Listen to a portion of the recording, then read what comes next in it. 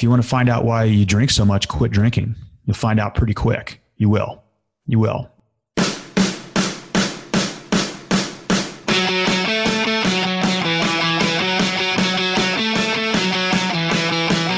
Welcome to Self-Made and Sober. I'm your host, Andrew Lassise with selfmade-coaching.com. And in this podcast, it's my job to interview people who are not only crushing it in business, but have also struggled with addiction in the past and are in long-term recovery. Be sure to join our Facebook group where we help entrepreneurs grow and scale their business at facebook.com/groups/SMC Mastermind, like Self-Made Coaching Mastermind. I hope you enjoy the show, and be sure to subscribe and rate the show afterwards so you can get notified each Friday when we put out a new episode. With me today is fellow podcaster Paul Churchill. Paul's the host of the Recovery Elevator podcast, which currently has over 5 million downloads in its almost 5 years of existence. He's the founder of Cafe RE, a group which helps alcoholics and addicts build a community around recovery. And coming up in August 14th through 18th, 2019, if you're listening to this a little later on, it may have already passed, but a couple months from when this is being recorded, he's hosting a recovery retreat in Bozeman, Montana, where people in recovery can gather and connect with other like-minded individuals, learn the tools to be successful in sobriety, and explore different recovery approaches, not just the traditional 12 steps. He's currently been sober since September 7th, 2014. Paul, I'm honored to have you on the show. Thank you so much. How are you doing? Andrew Lassise. Great intro, man. Thanks for having me on this show. And the ego is like growing. But I got to be honest, we were just about to breach the 3 million download mark. So I apologize if I got you the 5 million number. Just want to be clear, we're not quite to 5 yet, but once you break the 1 million, it's like potatoes. It's all pretty cool stuff. So. Oh man, I don't even know why I came across the 5 million. Maybe it's one of those. We are all good. Those future things where like we go back in the past. It's like, remember that premonition? I mean, it's on pace for sure. Yeah, we should get there. We'll see. One download at a time. We're just getting right into recovery cliches here. But yeah, Andrew, how are you doing today, man? I can't complain, man. I've got a healthy, almost 3-month-old son, roof over my head, food in my belly. Beautiful day in southern Florida, the rehab capital of the world. Yeah, that what you don't have a lot of right now is sleep. Yeah, well, I mean, my wife takes the brunt of it. She is the trooper of troopers, but yeah, sleep is definitely on a low side, and discovering how little I can get by on has been a wonderful treat of parenthood. So Paul, walk us through what it was like growing up and how things sort of went the way that they did, and just give us the whole shebang. Yeah. A snapshot from now looking back, nothing has ever malfunctioned. Nothing ever went wrong. Nothing ever was working specifically against me. And sometimes you're in the middle of these life situations, these life events. It's easy, and the brain wants to label things as good, bad, unfortunate, as why is this happening to me? And so there's a time in the unfolding process of my addiction where there was a lot of that going on, saying, why me? This sucks. Why are other people allowed to drink normally? And I'm learning different lessons as them. So looking back, none of it malfunctioned. It was all unfolding for a purpose, and I wouldn't change a thing. So having said that, let's take a step backward. I was a normal drinker up until about the age of 21. What I mean by that, if there even is a thing as a normal drinker, I didn't quite fall into the risk category, meaning I could stop after a couple drinks. I went through college and high school. I knew if I had a big obligation the next day, or I would have a hangover and do it just fine. And alcohol was not a problem in my life. Studied abroad in Granada, Spain, and I met a beautiful woman there, fell in love, came back that summer. I went one way, this gal went to another, her respective country, and the heart just hurt, Andrew. And I remember that summer, I was working as a parking lot attendant at the Orange County Fair, standing on top of the black asphalt for hours, upon hours in a day. And I came home and I bought a 6-pack of Michelob Ultra. And that was the shift when I went from drinking, partying like a normal college guy with my friends to drinking a 6-pack of beer by myself. And that was the summer of, I believe, 2003. And from then, alcohol worked. Alcohol worked. And I can't blame myself for turning to alcohol to try to mend the inner turmoil, the cracking of the heart that was in a bunch of smaller pieces. So, and then being an entrepreneur, and I've never followed the traditional path. I don't think I ever will. And when I see traditional path, I mean like 9-to-5 corporate settings. So I actually did have a job lined up for like an investment job in Southern California with the Chapman University. And it was Thanksgiving break about 3 weeks before graduation. I was going to start this job in January of 2005. I was at Thanksgiving break, and some ideas were popping up, and I said, nope, I'm not going to do this traditional investment banking route. I'm going to open up a bar in Granada, Spain. The weird idea, right? But however it goes with these ideas, when I have some that gather this much energy momentum, I actually do them. And so I love to party, and I was an entrepreneur. I majored in business and Spanish, and I love to party.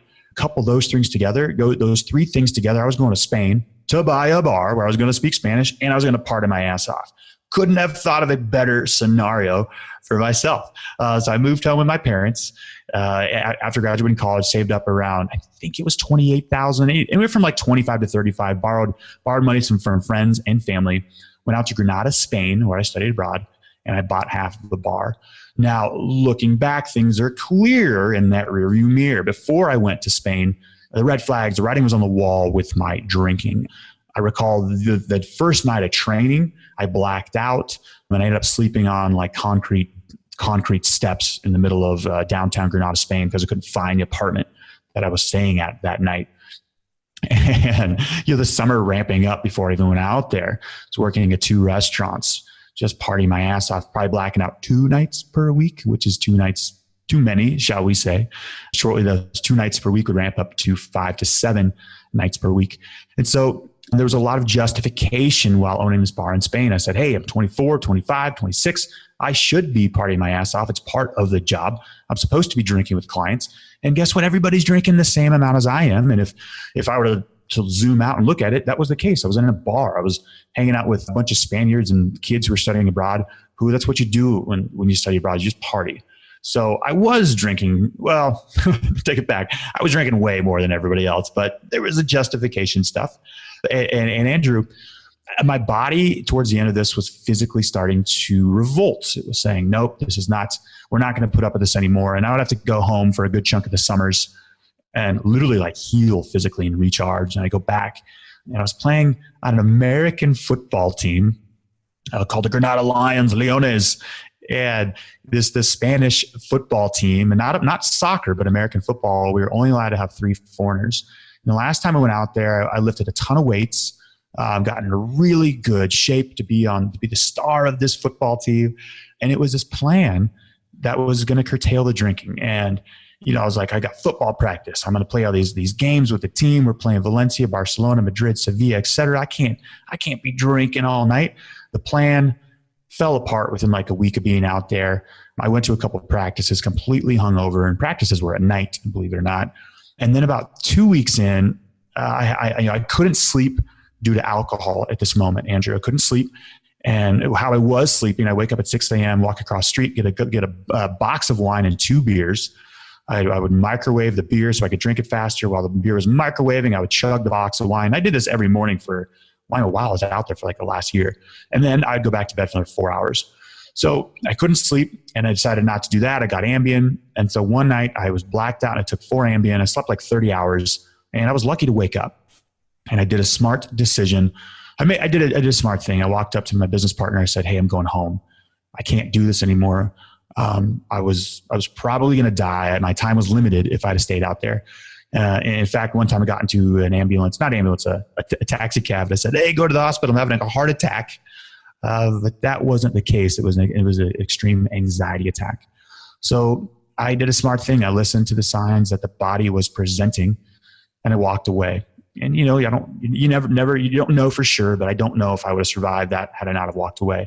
And I was fully convinced, Andrew, that the drinking would have stayed in Spain, Didn't happen.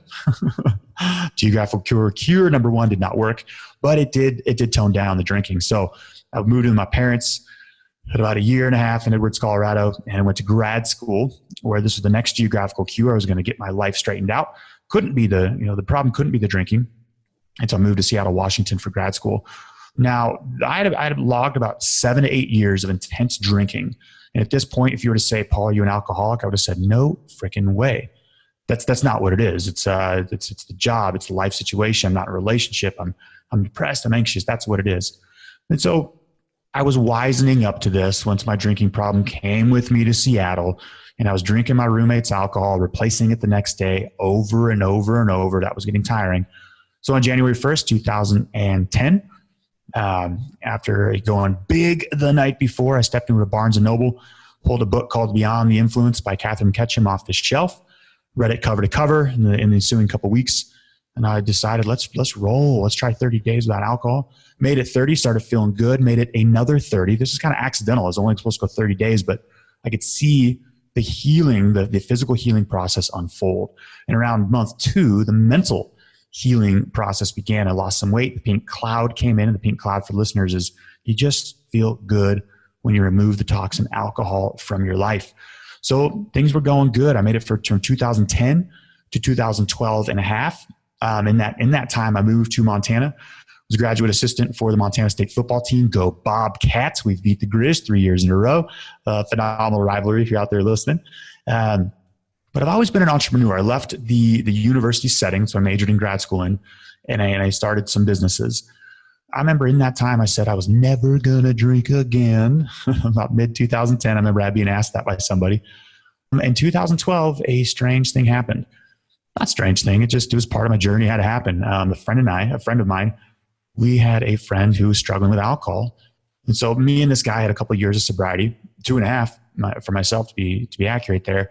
And we took this gal to a meeting. And during this meeting, it was, since it was this girl's first meeting, I think first meeting as well. It was my first meeting. There was a drunk-a-log, right? So people went around and shared their stories of what it was like when drinking.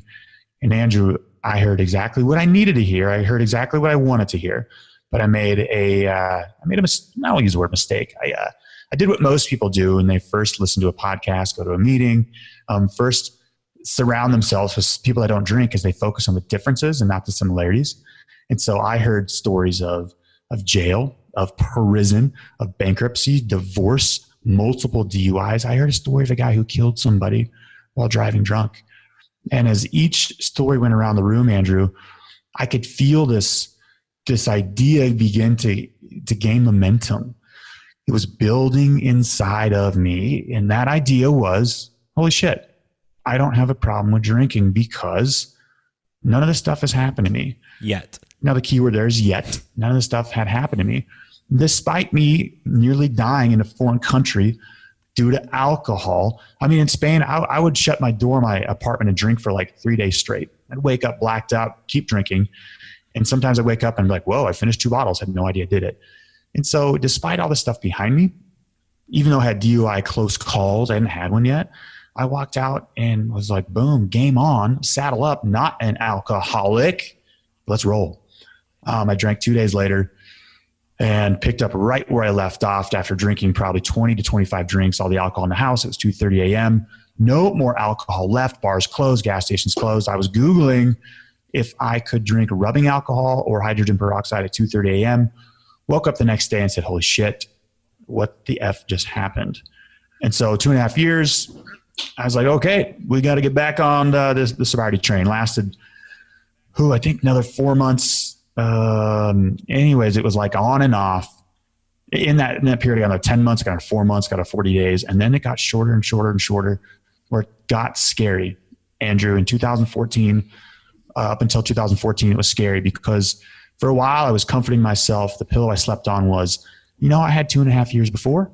I can do this. I can do this again. And so those days were getting smaller and smaller. The time frame of, I was 5 days to 4 days to 3 days where I couldn't even get a day. And I promised myself every morning I was done drinking later that day, and sometimes midday, sometimes in the morning, I was drinking again. So that summer, had a DUI driving to work, did not lose that job, had a failed suicide attempt that summer. But I welcomed the DUI. I said, finally, this is it. I woke up in I woke up in a suicide-proof jail cell. My brother showed up. Somehow he found out about it.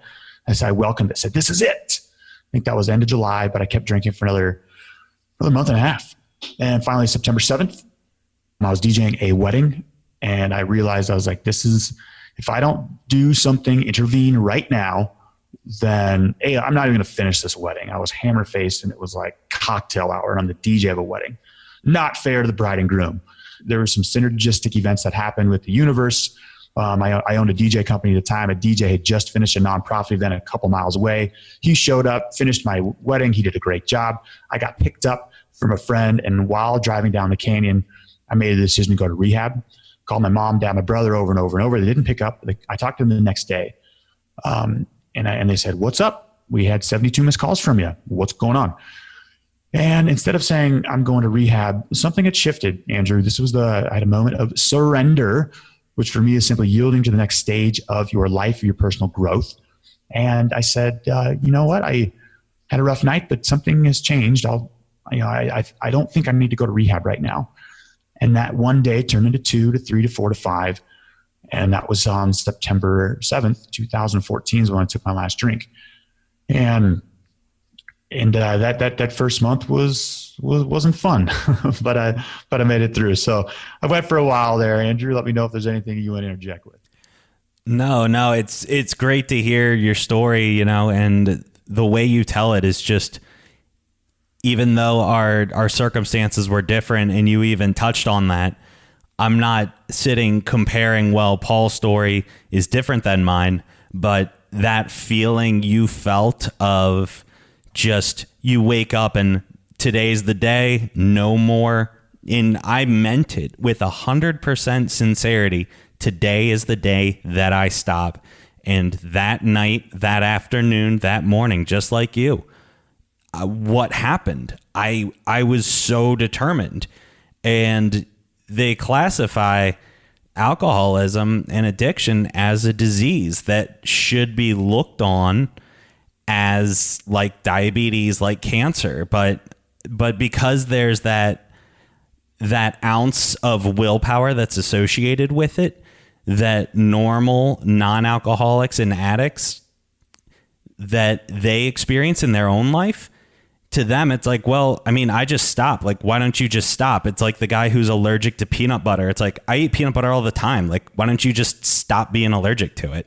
So what are your thoughts on the addiction as an illness argument? Yeah, great question. And it's a big topic. It's a pillow of comfort for some, and it's controversial for others. But just to say something was like, hey, why don't you just stop? There's a little more to it than that, because number one, you're saying just stop using an addictive substance, but there's a higher level thing that you're telling somebody to stop, and that's thinking. And without the tools and the resources and knowing about the thinking, it's nearly impossible to do. There are, the 1958 American Medical Association classified addiction as disease. In brain scans, there are neural pathways that are altered from after repeated use of an addictive substance. And for this case, we're talking about alcohol. However, scientists have not found the addiction gene. I don't think they will, because I don't believe it exists. So to simply fit it into a disease model, it's not really, you can't really do that, since it's social, it's economic, it's spiritual. This disease, air quotes, and I'm like 50-50. Like I believe part of it, and part of it I don't believe. It's not a one size fits all. In recovery, addiction is perhaps the most pressing epidemic that we're facing of all time right now. And to look at it as a disease, then this is something that perhaps has always been a case, right? If it's a genetic malfunction or a genetic issue, there's a book called In the Realm of Hungry Ghosts by Dr. Gabor Mate, and he talks about how addiction wasn't a thing in pre-modern times, how anthropologists have no record of addiction prior to the Industrial Revolution. People think that Europeans brought alcohol to the Native Americans, to the Aztecs, the Mayans, even Inuits. And same thing with Europeans to the Aboriginal cultures. And that just wasn't the case. So I know I'm going a little further on this question. So it's not quite black and white and say this disease. You have a genetic indicator that you will become an alcoholic, shall we say, or become addicted to these drugs or substances if presented with them. It doesn't quite cover it entirely. When I first started the podcast, I thought it was about 80% genetic, 20% environmental, and now I'm flopped. I think it's about 20% genetic and 80% environmental. And I don't think the genetic component has an underpinning to a certain genetic DNA marker that says, look, if you drink enough alcohol, you become alcoholic to it. I think the genetic component has to do with dopamine receptors and how some of us experience joy, experience the first drink. I've asked people, hundreds of people, alcoholics, what it was like when they had their first drink, and it was, oh, wow, the euphoria, this is it. I've asked normal drinkers that same question, and they're like, well, it was okay. Didn't taste very good. So, yeah, the it doesn't taste very good. I'm not sure how far down I had gone before the taste was no longer a issue. I personally, I was drinking for the effects produced by alcohol and not for the flavor. I mean, there was that, oh, I had a hard day at work, I'm going to reward myself with a Yingling, and then it was, well, I might as well just drink the other 23 bottles in the case since they're all here. Blackout playing Xbox, wake up with the headset on, and my teammates in NHL 13 yelling at me because I passed out on the during the face-off. They were the most excited when I got sober because I could finish entire games when I was when I was big into Xbox. But so you're sober, getting started September 2014. What's different this time between the 2014 stint that you're currently in and the 2010 one where you put together a fair amount of time? Most people don't even get past the 90-day mark. Yeah, and the answer, it's an easy one. And even if I hadn't gone to that meeting in 2012, it was only a matter of time. It was that my source of sobriety fuel from 2010 to 2012 was willpower. And after that, it wasn't willpower. What I mean by that is on willpower, you're cruising through life without alcohol in an environment of lack, where it's a sacrifice that you're making in life, that you can't drink, that, if you do drink, negative things will happen and the outcome will always be bad. So just to wrap all that up, if you put an energetic frequency to all that statement lumped together, it would be a low one. It's one of something's missing. It's one of negativity. It's one of that there is an unwholeness that lies within, and that will be reflected in the external environment. Now, moving forward, after in 2014, moving forward, it wasn't a no to alcohol like it was the first 2.5 years. It was a yes to a better life. And that transition didn't happen on September 7th, right? Like when I first got sober, again, it was like willpower, white knuckling it. Like, this is rough at times, but slowly I moved like the power source over the needle to the opportunity. And I could see, oh shit, if I'm doing this thing without alcohol, this thing called life, some pretty cool events can unfold. Some pretty cool opportunities will happen. And I was able to see that in the entrepreneurial realm first. Kind of wished I had taken that extra time, all that space that was then available in my life, and doubled down with and gone within and kind of worked on meditation, things like that. But that's okay. That's how my journey had to go. I got sober and I really dived into these businesses. I went from one myself, like 1 to 22 employees within a matter of like 5 months. And it was great. I got sober and I thought I could take on the world, did a ton of traveling. But that's the biggest difference from the first period, was one of like, I can't do this, that there are restrictive limits of how I can live my life. And the second one was, holy shit, I just took off the thing that's holding me back. Anything is possible, and all beliefs are limiting. Oh, that's so incredible. And so when you're in this stint, I mean, your current sobriety date and the start of the Recovery Elevator podcast, they're fairly close to each other. Was that intentional? No, it wasn't intentional. I remember in a couple months after my sobriety date going to a meeting, and I looked at my phone, my watch, my time, and I was like, I'm too busy for this. I've got 2 months without alcohol. I was feeling comfortable, feeling confident. I was like, and I was about to turn back to my car when an idea or just a thought came in, and I knew I was going to drink again. That was a thought. I said, Paul, if you don't do something differently, you're toast. You've got a long road ahead, or a short road ahead, shall we say.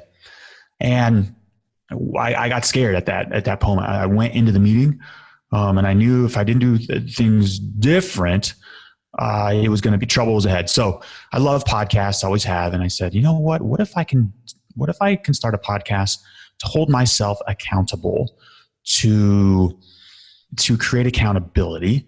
And I didn't care who listened. And if I helped other people along the way, that's great. I didn't care who listened. I just thought it was myself, my parents going to be listening.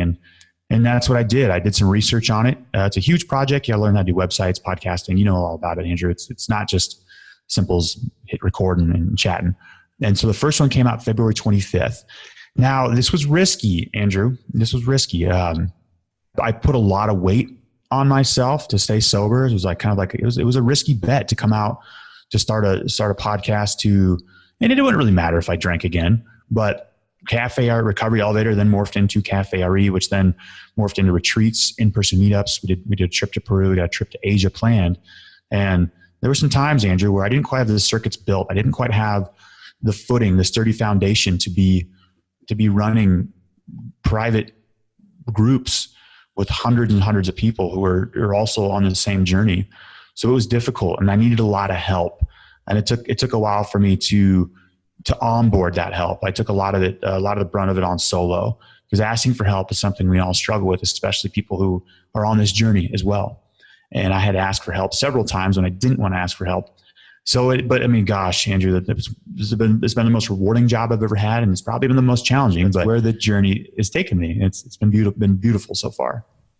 What was the moment, or if there was one, where you just it changed from, hey, this podcast, it's something, this is going to hold me accountable. This is going to be something that I'm really just doing for me. If by a byproduct, someone else gets sober or hears something that they need to hear, cool, but that's not really the intention behind it, because there's the selfish, and it's for a good reason. I mean, you're saving all the people around you who love you from the version of you that you no longer want to see. But what was the moment when you were kind of like, hey, this isn't just for me kind of thing right now? Like, what were the rumblings looking like of something much bigger? Yeah. And so the listener is going to tell you where to go next. And that's what started to happen. I started to get several emails, and people were saying, hey, what about a private community? What about a Facebook group? I said, well, okay. And we started piling in, and we got to like 500. And at this moment, the podcast was not making any money, no sponsorships. And I was paying, the monthly fees, and I was losing money at the time. Yeah. And so at this moment, I've got this private community building, and income's not coming in, and I'm spending probably 25 to 30 hours per week. And I'm not, it's helping me stay sober. It is. But I'm losing money, and it's taking a lot of time and energy. And so I made I had to make the transition from a free group to a paid group. And if the transition didn't work, then that's okay. It actually freed up the time. And so that was a couple years ago. And now we've got over 700 members in the community. We do webinars, we do meetups, we do trips across the globe, retreats, and accountability partner pairings. And it's neat. It's neat to see people move forward in life without alcohol. So that's kind of how it started. You say, when do you know? Well, when enough people are asking. And so I've made the mistake on a business plane of creating supply before there's demand, shall we say. And so with any business I'm going to do in the future, any project, et cetera, I'm going to make sure there's a demand first and then create supply. So that's how I knew people asked, people wanted it. And it's magical to see personal growth happen in these groups. With that, how important is community as far as staying sober, or is that just a byproduct podcast type deal? It took me a while, Andrew, to figure out what the product of Recovery Elevator Cafe was. It did. It took over a year. And then I figured it out. It's like a light bulb moment. I'm like, oh crap, this is community. That's all it is. And I spent way too much brain power trying to think of what it was, but it's just community. And that is the focal point behind 12-step meetings. It's just community, smart recovery, refuge recovery. It's community.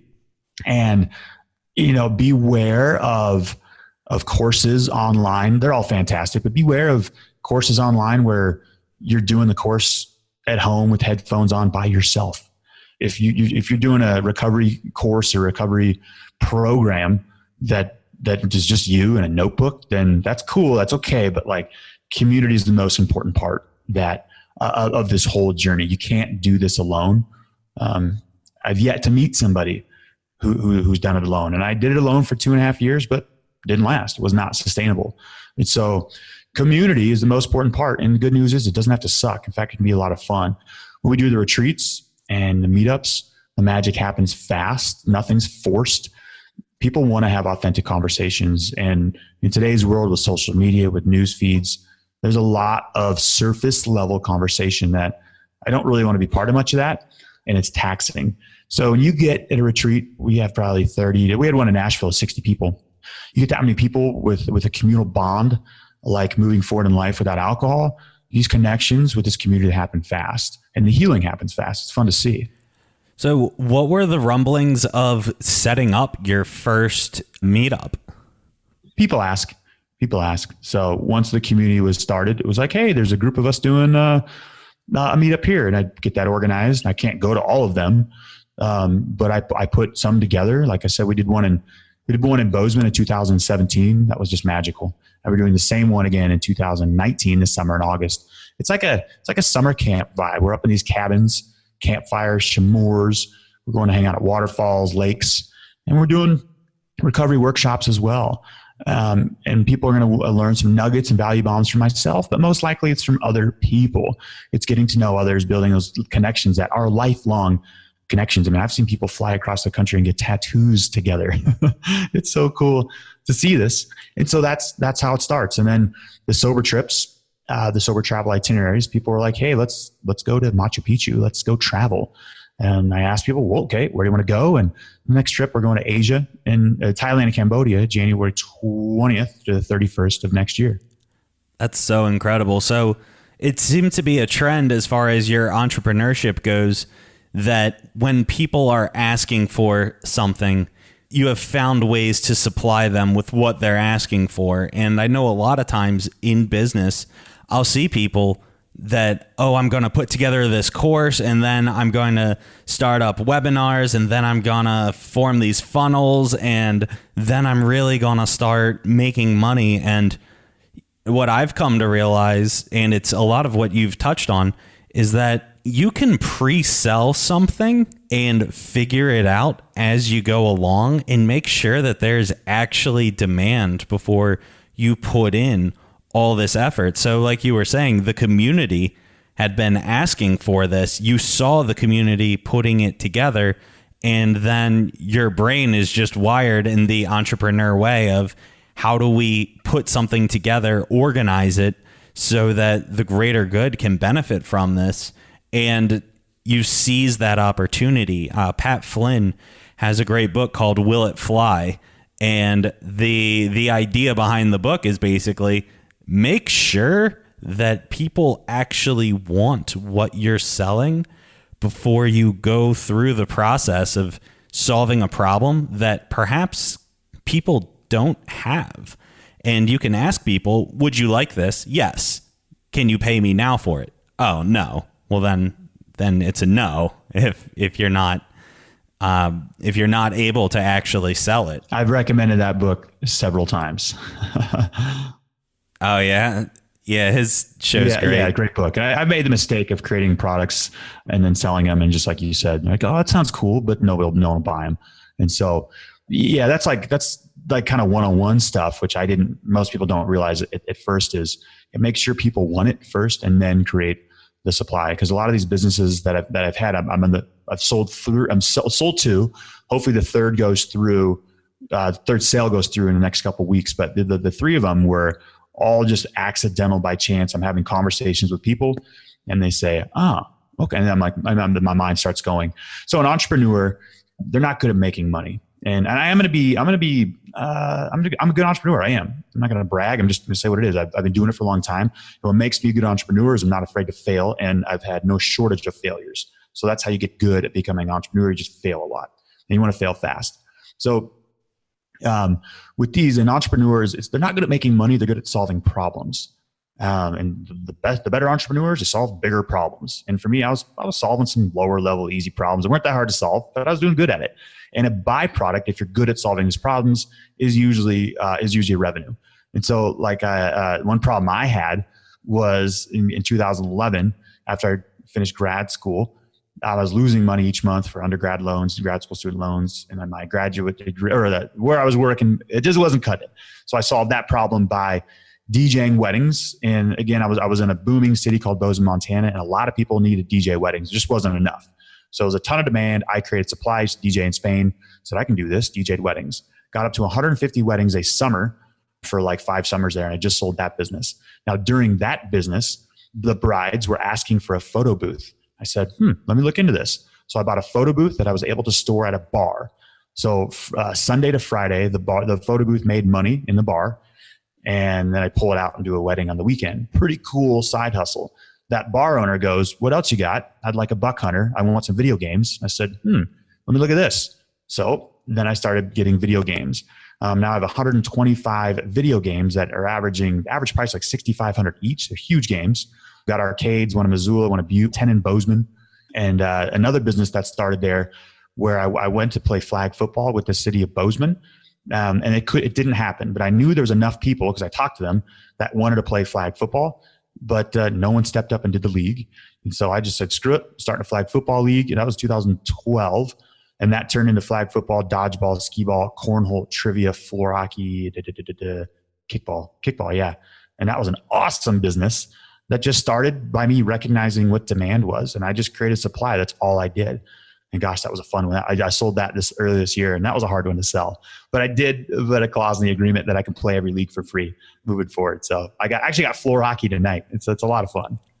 That's so cool. But you just seize the opportunity that's put in front of you.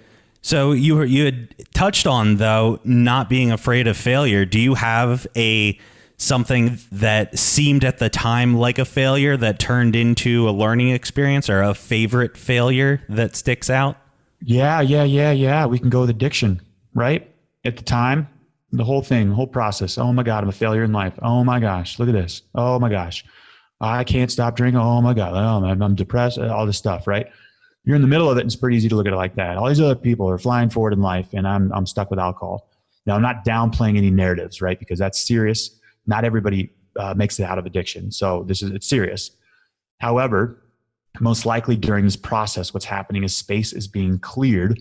Space is being created. You're being pushed in a direction of change, pushed in a direction where new, exciting things can enter. During that process, there's a lot of muck. Things need to go. Sometimes things go that we don't want to go, but they have to go. And so that's a huge failure, air quotes, but it wasn't a failure. But during it, I felt like a tremendous failure. I know listeners who are struggling with addiction are probably saying that. They say, well, I can't control my gambling. I can't control my sex addiction, my coffee addiction, my food addiction, whatever. The addictions are no more than signposts in life, Andrew. They're pointing you in a direction saying, look, this is holding you back. It's time to roll without it. So that would be a big one. And essentially, if I don't go through addiction, Recovery Elevator doesn't happen. That doesn't happen. And it's the business that I'm most passionate about. So again, that failure doesn't create space for, and it's not even a failure, but that life event scenario doesn't create space for the best chapter of my life. Let's put it that way. Yeah, and I had heard it referred to from someone else, and I don't recall the source, but they said basically if a quarterback throws an incomplete pass during the game, that doesn't make the quarterback a failure. It's just an event as part of the bigger picture in the game. So you can focus in on that one play didn't go according to plan. However, if you take out that micro and focus more on the macro of I've thrown for 300, 400 yards and 3 touchdowns, we have a tendency to focus on, what about those 17 incomplete passes and interception? And we fail to recognize all of the great things that happened as a result of taking the snap and throwing it, regardless of, what if I fail? And so I think recovery is probably one of the biggest things in my life also, as far as, a great failure. I had lost my girlfriend in Maryland. I lost my job in Maryland. I got a DUI. I had a self-imposed breathalyzer in my car that I failed 3 times before I went to court. And then they said, well, you've given yourself DUIs on top of the DUI that we caught you with. Oh, yeah. Yeah. So, it came down to, you can go to jail or you can go to rehab. And I just wanted that piece of paper saying good job in rehab. And as a byproduct of taking those actions, I faked what good recovery looked like. And then it turned into good recovery. Like, I was taking the actions regardless of whether or not I believed it would actually work for me, because I was convinced it wouldn't work. But I was taking the action and the necessary steps. And that's one of the hardest things for people. They think, well, if I show up to a meeting, if I go to rehab, everything's going to disappear. And there's a lot of work that goes into it. People want the results, but a lot of times people don't want to put in the effort, or they put in effort up front, and then they have this lie of telling themselves, I got this. Do you think anyone really ever gets this, or is it something that you have to keep moving towards? So my shift towards that has slightly changed. I have podcast episodes where I say the 3 most dangerous words that somebody on this journey can say is, I got this. Usually every time I said, I got this, it was almost immediately followed by a relapse. At the same time, I believe we can fully recover from addiction to alcohol, any addiction I do.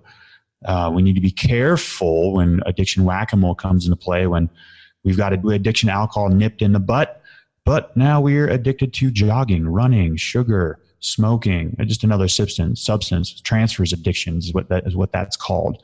But there is a word in the book, the 12-step book, the big book, that the authors intended to use, is the word recovered. It's got the ED at the end of it. Recovered is then we can fully depart from our addictions.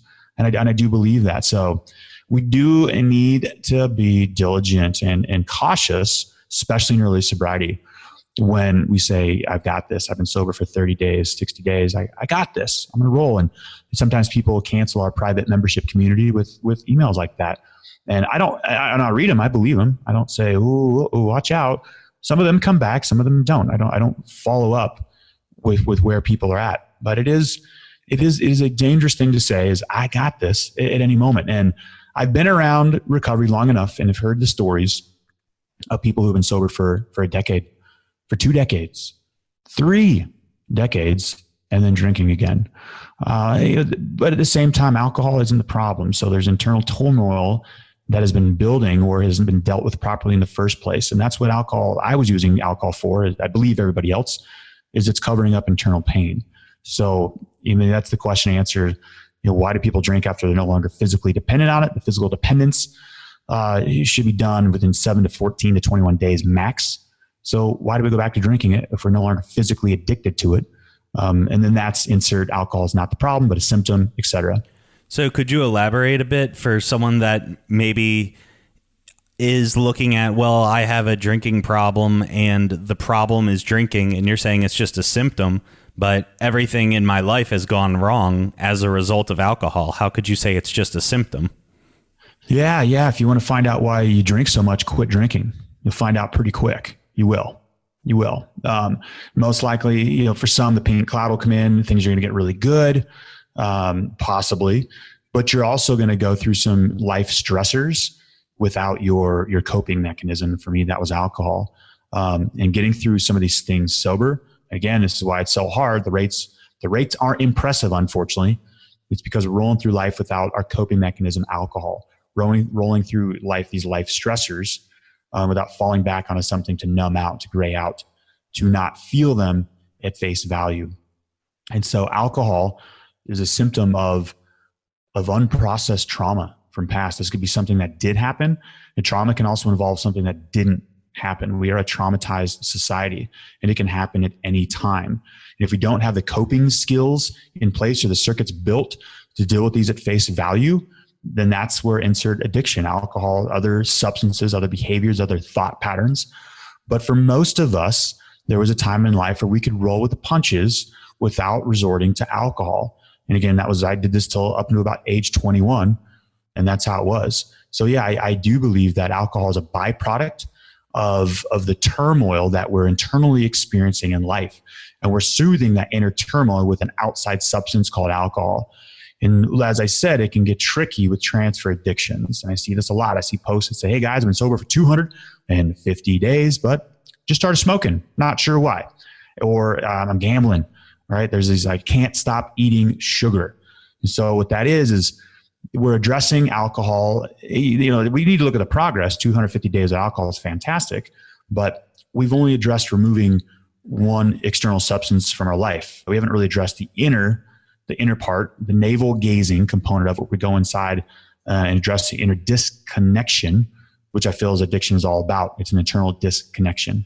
Yeah, it's very interesting, and I'm sure your perspective on that has sort of shifted the longer that you've been sober. I know for myself, when they were saying it's a symptom, and I said, no, it's a problem. It's not a symptom. But what I've come to realize, and I've shared this before, is that my baseline when I woke up when I was drinking was like a 2 or 3 out of 10. And then it got progressively worse as the day went on. And then, you mean like a baseline of unease, or just if you asked me on a scale of 1 to 10, how are you feeling today? I'd wake up at about a 2 or a 3. Okay. Kind of the I'm hungover, I'm feeling sick, I've got a sore throat, my job sucks, insert reason why I'm a victim. And so the day gets lower and lower how I'm feeling, a 2 out of 10, a 1 out of 10. But then as soon as I start drinking, then okay, it gets raised to a 5.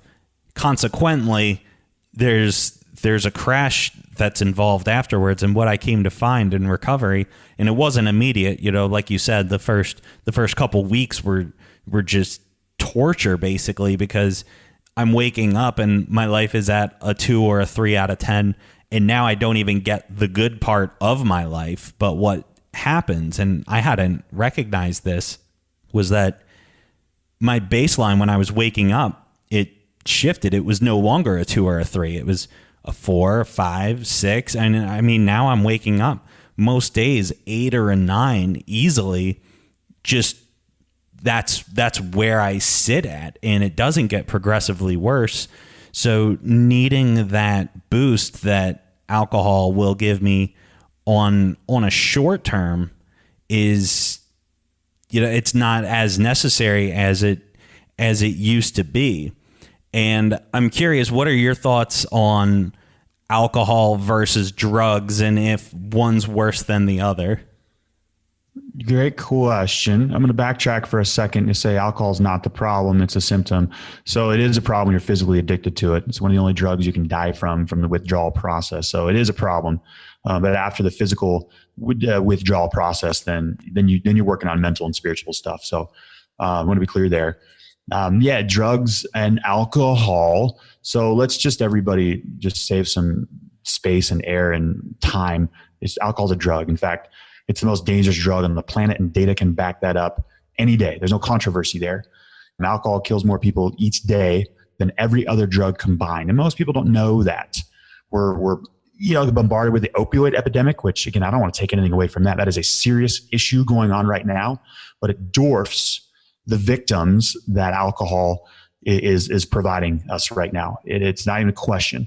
And we've been told that marijuana is the gateway drug, that cannabis is the devil, but alcohol is the gateway drug. In fact, in every story, not every, but the majority of interviews that I have, alcohol is a gateway drug. If it does lead to other things, it's not cannabis that brought them there, it's alcohol.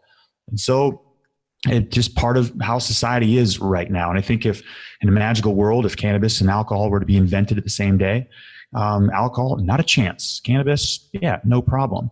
But alcohol is a dangerous and volatile drug. It's so sneaky of what it does to us on the physiological level, how it can lie to us in our own voice. It is the chemical compound of that can shift in many ways through the digestion process. And it eventually even looks identical to an opiate molecule. It is a dangerous, volatile, cunning drug, and that's what it is. Now, the Recovery Elevator podcast, my slogan is "Alcohol is shit." It's actually the title of the book that I'm writing, but it's not a diatribe against alcohol, right? Alcohol, like I said, looking back, there's no resentment towards it. Alcohol brought me to where I'm at today. I'm thankful for it. Alcohol is shit, but it was also the invitation that brought me to an incredible life that I have today. And so, yeah, like it's not for me and it's not for a lot of other people, but if somebody is drinking it without repercussions, good for them. That's great. Have one for me. Yeah, it's a really interesting point of view where I think it's just, well, it's not illegal, so therefore it's not as bad as the other things that are illegal. But like you said, the statistics back it up that it's way more dangerous, takes way more lives than all the others combined. However, it's not really a sexy story of, well, this drunk did this, but the opioid epidemic. And again, it's not to downplay it, but I think you're absolutely right that if they were started at the same time between the marijuana and drinking, and they had to come to a decision just looking at the facts, which I believe entrepreneurs have a better time at discerning facts from emotions. And I think that's what leads to a lot of the success that people can achieve in entrepreneurship is quantifying what is actually important and then measuring that.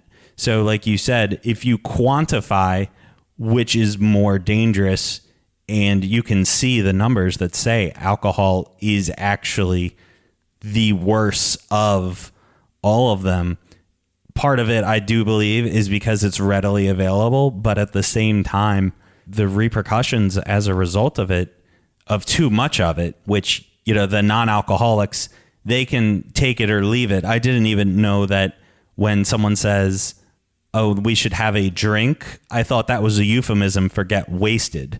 I didn't know that have a drink meant drink one and then you have accomplished that one drink. Like that didn't make sense to me. And I can do that with, hey, let's go out and have a coffee.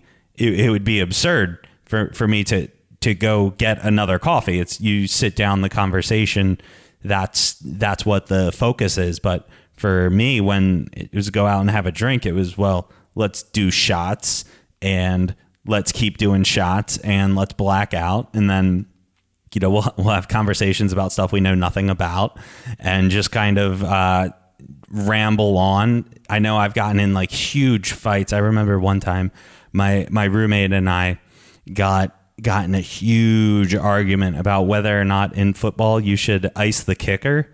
And I was going on entrepreneur left brain with numbers, and it was like, the kicker is more likely to hit it on the second time, so you should never ice the kicker. And he's like, if you have a timeout, you should always try to ice them. What if it messes it up? And I'm like, you dropped out of high school, you don't know anything about math, you idiot. And like a huge fight, and it was like and I was like, man, savage, going from 0 to 10. So Paul, walk us through if you have any worst memory from drinking. Yeah, there's a shit ton. But there's just, the first one that popped up was I was on a trip, which should have been a trip of a lifetime. I was in the Andes taking a bus from Argentina to Chile. It's like a 15-hour bus ride. In this trip, I was traveling alone and it was miserable. And I'd get like 3 or 4 days of sobriety. And I'd convince myself, I would seriously say the words, I got this. In fact, I did a 4-day, 3-night jungle tour in Bolivia in the Amazon basin. And I got 3 nights of sobriety because they don't sell alcohol in the Amazon. I mean, they're just not in the convenience store. It wasn't there. I didn't even take that into account. I was like, dude, I just got freaking 4 days of sobriety. I got this. Of course I can drink again. And I remember taking like a 15-hour bus ride over the Andes, and I got a bottle of vodka or something before, and windy roads going over like 15,000 foot mountain passes, threw up over myself. And I remember waking up and the bottle's like rolling in between the seats, and it was just shitty, right? It was just terrible. And the bus driver actually apologized to me at the end of the ride. He's like, dude, I'm so sorry about the turns. I was like, dude, if you had any idea, like it had nothing to do with the turns, but throwing up on yourself, like on your shirt, and then sitting in a bus seat for another 8 hours. And then we arrived at a town in the San Pedro de Atacama Desert in Chile in the morning, and the sun was up, and it was on the beautiful Red Rock. It's a town that looks like Moab, Utah. But I remember stepping off that bus at 8 a.m., hungover, throw up on my shirt, with an empty bottle in my hand, just in an eternal hell. I wasn't ready to attack the day and go see what this town had to offer, to explore. I just wanted to go home. I wanted to go home. I was in a lot of pain. I was more isolated than ever, and it sucked. And that was early 2014. And when I did go home, it wasn't quite my sobriety date, but all these painful moments pushed me forward in a direction where I just said, fudge it. I can't do this anymore. I'm stopping fighting. I'm giving up this fight with alcohol. And that's the moment of surrender. So yeah, that bus ride sucked. My former sponsor, he would always use the line, you surrender and then you win. And I think those words really ring true with once you just give up, turn everything over to something else, and just accept that on the surface level, I was living my life to the best of my ability, and it landed me basically 26 with nothing to show for anything in my life except for DUI, failed relationship, no job. I had nothing to show for it, and I was genuinely trying. It's not like I was trying to sabotage my life. I was genuinely trying to live life the best that I could, and I was just failing miserably. And when I gave up and just said, okay, I'm going to follow 12 steps is happens to be my journey. It's not the only one, but I decided I'm going to follow it, even though I knew that it wouldn't work. It still ended up working, and that's one of the miracles of my journey.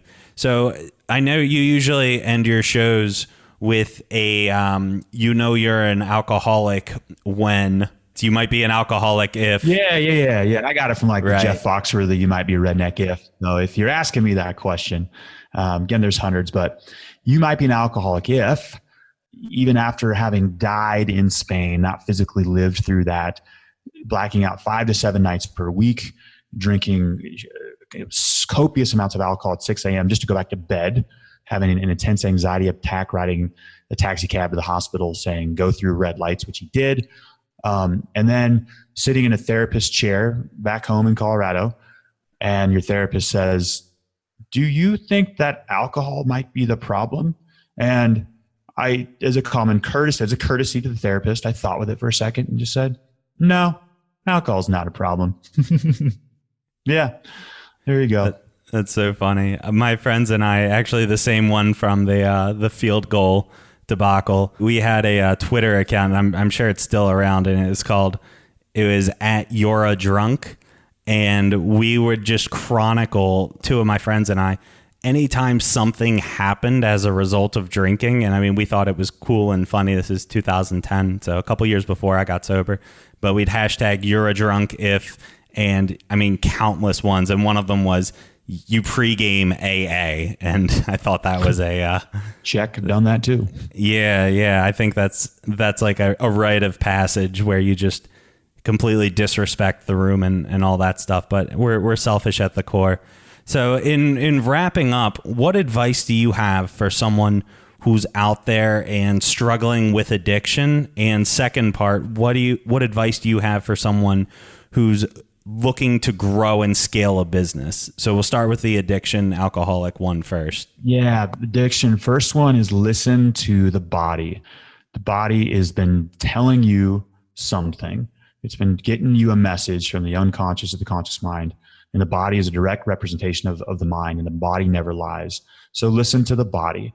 And the good news with the getting sober process, it's scary as well, which confuses it a little bit, is you can't think yourself through this process, which would be comforting.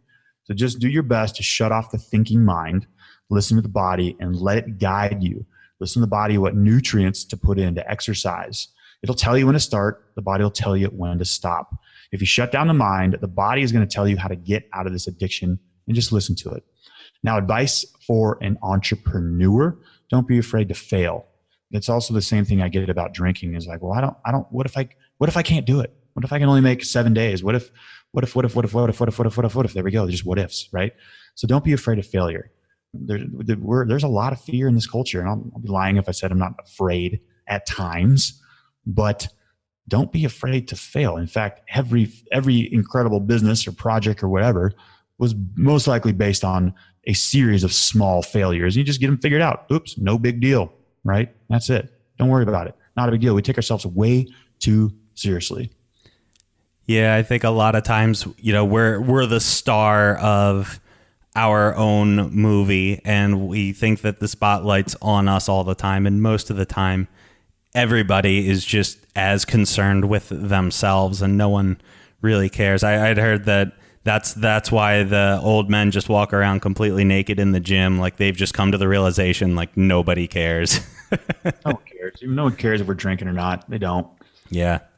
All right, Paul. Well, thank you so much for being on the show. Where can people find you? Yeah, Andrew. So Instagram, Recovery Elevator, recoveryelevator.com. Of course, you can shoot me an email to info@recoveryelevator.com. Perfect. Well, Paul, thank you so much for being on the show. And guys, if you like the show, please subscribe, rate it on the iTunes store. We really appreciate the support and being able to get great people on the show like Paul. Like, that's a result of people who are speaking out. And like Paul said, like, I'm listening to what people are asking for and then doing my best to deliver. And Paul, is such a blessing, and I'm so grateful to have you on the show. And you take care. Andrew, thanks so much for having me. Great job. Keep up the good work. Thank you, man. Thank you so much for listening to Self-Made and Sober. Be sure to join our Facebook group at facebook.com/groups/SMC Mastermind, like Self-Made Coaching Mastermind. I hope you enjoyed the show, and be sure to subscribe and rate the show so you can get notified each Friday when we put out a new episode.